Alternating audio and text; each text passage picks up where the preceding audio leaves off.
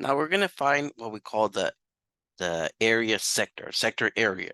What does that really mean? Like, because it says find the area of each sector and round your answer to the nearest tenth. Let's say I had a whole circle, but I don't want to find out the area of the whole circle. I just want to find out the area of part of the circle. This is what we're gonna look for. So I don't want to find out the area of the whole circle. I want to find the area of part of the circle, which is what we call sectored area, right? Sectored is part of the circle. Now, one really cool thing, I'm gonna say area of or sector area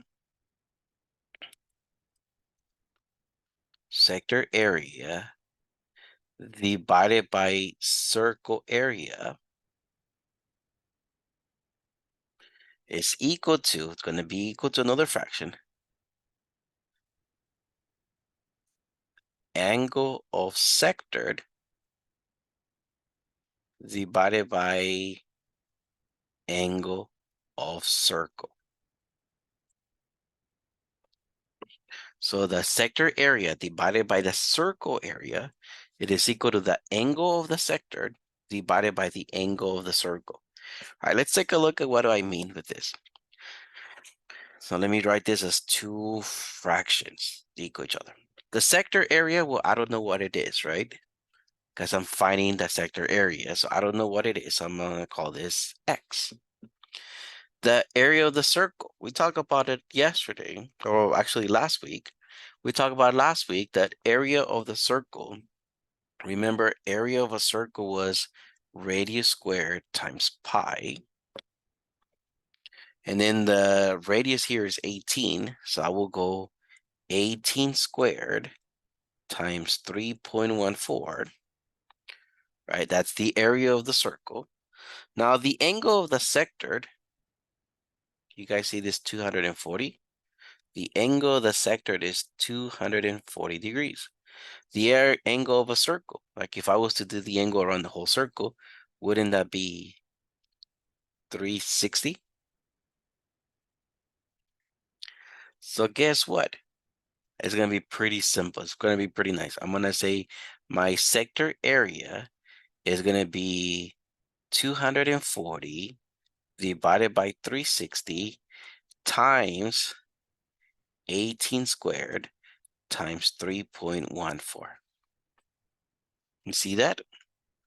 Because if I multiply both sides by 18 squared times 3.14, this 18 squares cancel out, this 3.14 cancel out, and that's how I got that the sector area, which I'm calling X, is 240 divided by 360 times 18 squared times 3.14. Okay, good thing I have a calculator, right? Let's go with my calculator here.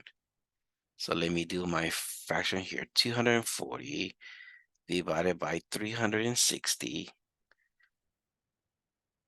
times 18 squared times 3.14. And boom, there's my answer. Pretty cool, huh? Pretty nice. Okay. Now 678.24. I have to round it to one decimal place. So let me call this 678.2. Okay, 678.2. Let me come back here.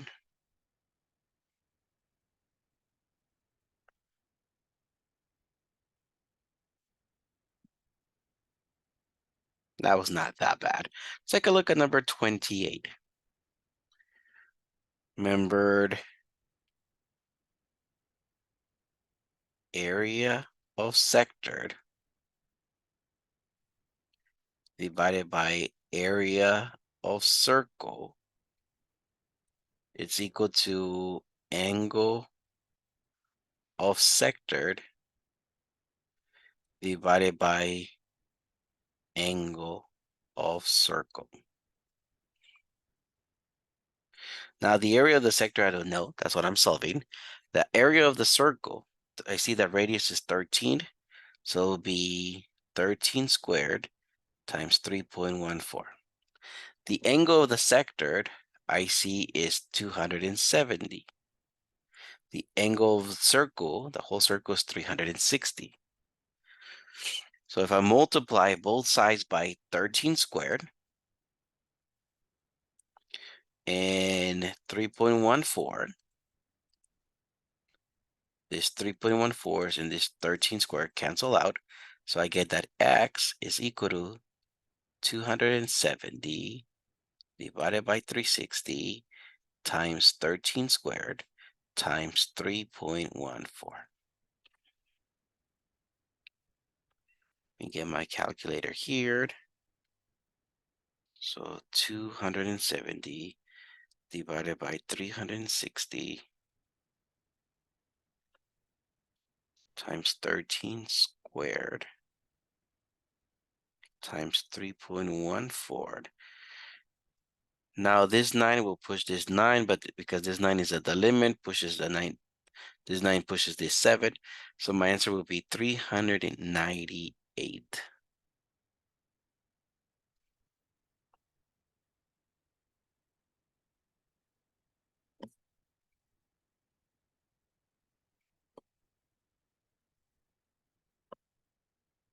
Now let's take a look at here.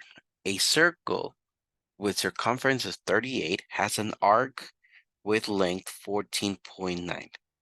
Find the central angle of the arc in degrees. Okay, so what does this mean?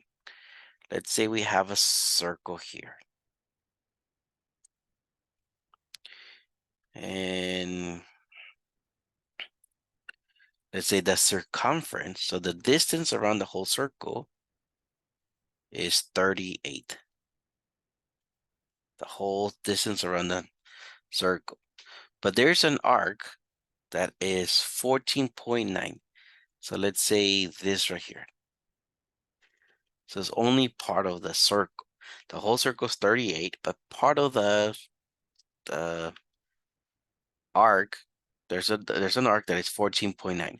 Interesting though is that this arc is made by an angle in the center of the circle, which is what we call the central angle. So find the central angle of the arc in degrees. Now, a really cool thing. There's something really cool thing. Central angle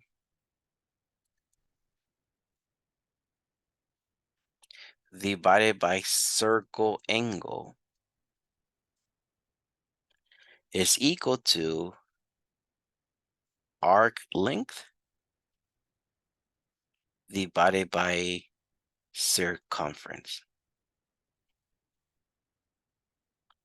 Right? I don't call it circle length. That's the whole length around the circle. Better know it as circumference. Okay, I'm finding the central angle, right? So I don't know central angle, so I'm going to call it x. The circle angle, okay? What's the angle around the whole circle? 360. My arc length is 14.9. The circumference is 38. I think we can easily solve for x, right? Let me multiply this side, both sides by 360. Because that way these cancel out. So I get x is equal to 14.9 divided by 38 times 360. Okay, so let me grab my calculator here.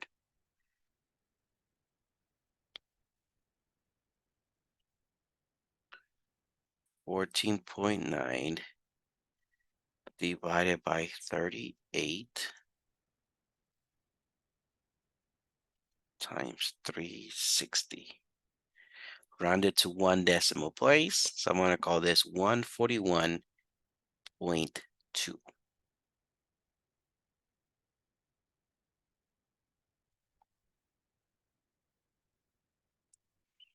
Notice how here when I went central angle divided by circle angle, right? The central angle is an angle that is smaller than the circle angle.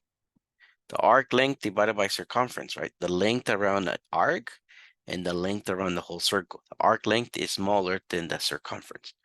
All right, lastly, let's take a look at number 30. A circle with circumference 36.7 has an arc with length 14.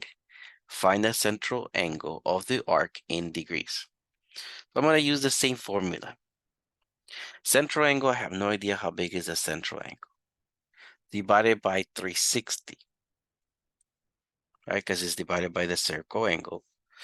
This is equal to the arc length, which is 14, divided by the circumference, which is 36.7. Let me multiply both sides by 360. So I get that x is going to be 14 divided by 36.7 times 360. Okay, let me get my calculator out. 14 divided by 36.7. Get outside of the calculator times 360. Round your answer to 1 decimal place. So I'm going to call this 137.3.